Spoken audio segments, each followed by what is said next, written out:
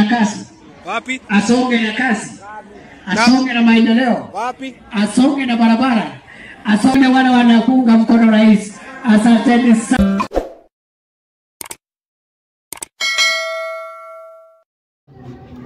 Guys, welcome to HKTV. This is where the story is unfold.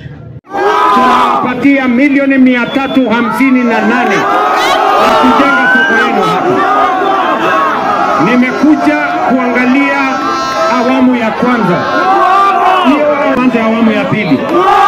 Mimi nataka wafanyabiashara wa hapa, wale kina mama mboga, waweze kuuza biashara yao mahali kuna maji.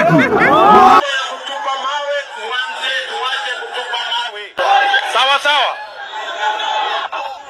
Nataka tuheshimiane. Hakuna haja ya kupigana. Please.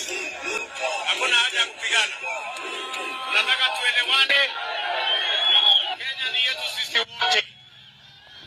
Mimi nataka niwaulize wale wamenunua vijana kupigana mawe. Shame on them. Kwa Limuru ni kama wasawa jalipwa. Limorutu. Ebu angalia hawasi. Ebu kwanza angalia tu movement zao. Endelea siendelee. Rais asonge na kasi. Wapi? Asonge na kasi. Asonge na maendeleo. Wapi? Asonge na barabara. Asonge na stima. Wacha nione wale wanakuunga mkono rais. Jile pesa yenye imemwagwa hii site. Guys, intax yenu hata mwezi this is your tax na venye inatumika. Tunawapatia milioni 358 ya kujenga soko yenu hapa. Nimekuja kuangalia awamu ya kwanza.